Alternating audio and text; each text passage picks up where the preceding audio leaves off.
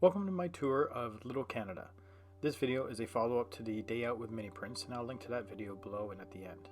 Little Canada is located in the basement of 10 Dundas Street East in downtown Toronto. Don't let the basement comment fool you, this place is massive. Our group met up with Dave McLean, who's one of the co-founders of the attraction, and he gave us a very detailed tour and background of how this attraction came to be. You start off in Little Niagara, which, you guessed it, is Niagara Falls and Niagara-on-the-Lake. Little Canada was inspired by Miniature Wonderland in Hamburg, Germany. You've probably seen some of the videos online of the massive airport that they have and trains running from building to building. Just a warning though, these pictures and videos do not do Little Canada justice. This place is absolutely massive. The amount of detail is amazing that has gone into building this. And it's not just a train layout, it is a miniature wonderland. Sorry, Germany. Everywhere you look, there's small animated little scenes. Every square inch tells its own unique story. And as you travel through, if you've been to any of these places like Clifton Hill in Niagara Falls, then you can really pick out all these recognizable locations within seconds. And even to the point, hey, I know where that is and I've been there before. It's also important to know that you do not need to be a model train person to appreciate this place.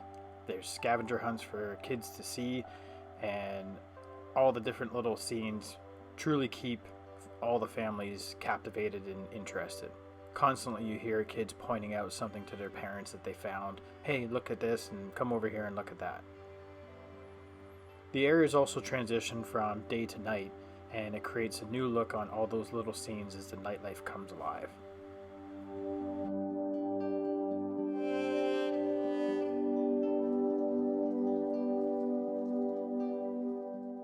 The next stop is Toronto. For the model railroaders watching, everything is in HO scale, except in Toronto. Many of the large structures, such as background skyscrapers, the CN Tower, and the Sky Dome, or Rogers Centre, depending on your generation, they're actually in N scale as part of selective compression. There's just not enough room to put the HO scale Rogers Centre in that room.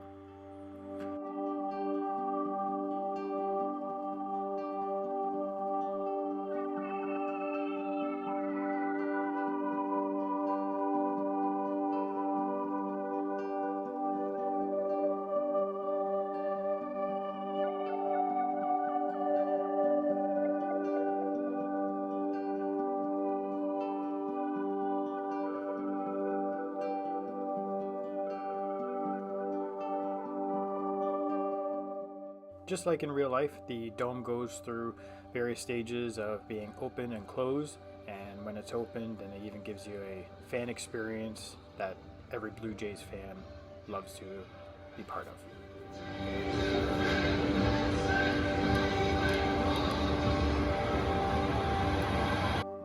And who could miss the Roundhouse with my favorite beer company?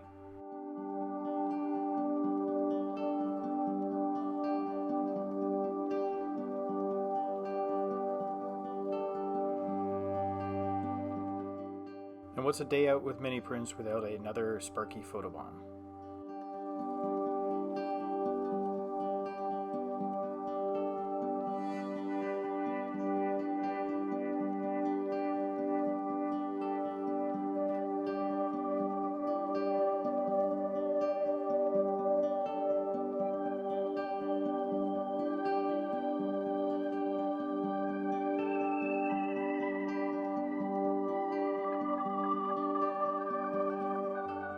You travel across the Golden Horseshoe until you end up in Hamilton.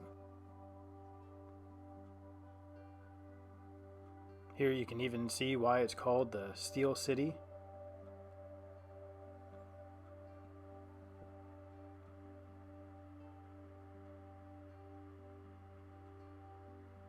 And you catch where York Boulevard is, where CN and CP converge, and the West Harbour GO station, Hess Village,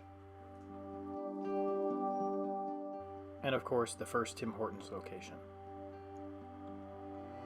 You even see the start of the Around the Bay race. and I've never seen Thomas working the steel mills, but here he is. You even catch a couple Brantford scenes with the Wayne Gretzky Center, and this even has an animated hockey rink on the inside.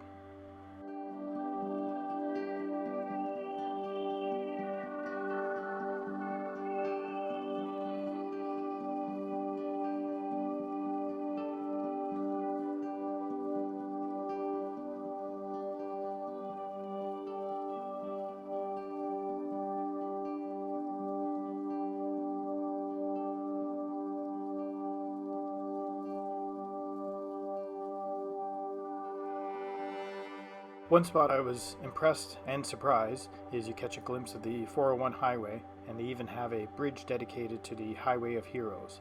This is the path that fallen soldiers' remains would travel to come home from Afghanistan.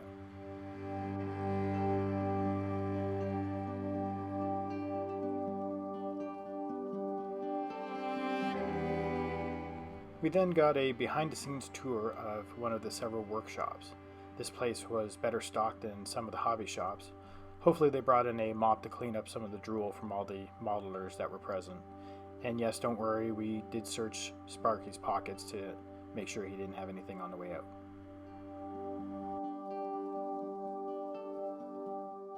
And now we move on to Ottawa. Again, capturing so many of the little scenes and prominent locations in the nation's capital.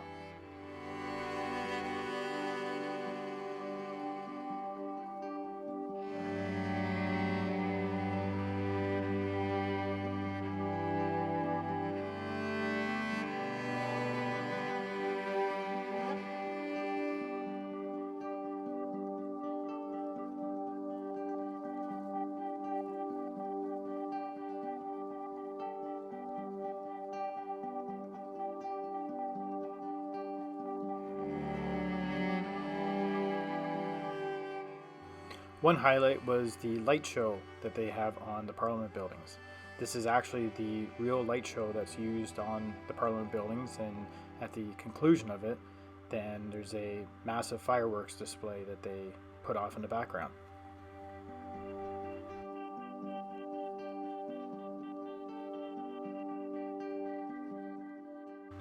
A perfect example of all those little details is in the Chateau Laurier, and this has cutaway of all the rooms, and staff members got to design their own room as long as it was family friendly.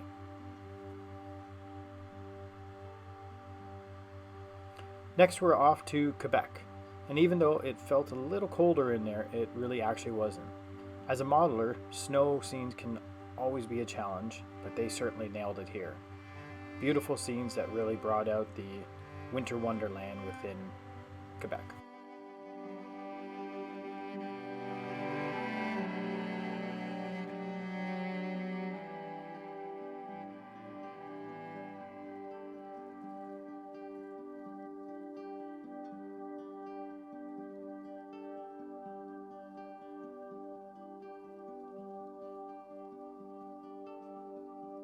And clearly they have fun doing what they're doing, hence seeing Jack from Nightmare Before Christmas on a rooftop in Quebec.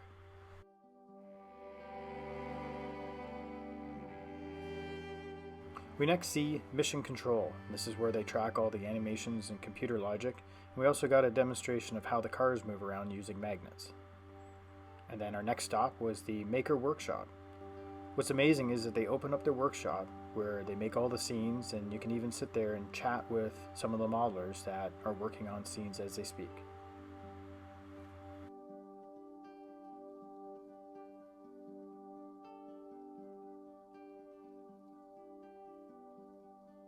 Final stop you see is Little North.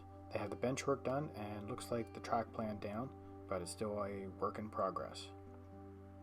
I'm already making my plans to go back again next year because Little North as well as the East Coast will be finished and open, and I know that in the next couple years they will also be working on the prairies and the West Coast. As a modeler, it was very inspiring and it was a great time to visit Little Canada. Again, my thanks to Bernard for organizing this, as well as Dave for his time to tour us around and answer all of our questions. Hope you enjoyed it as much as I did. Thanks for watching.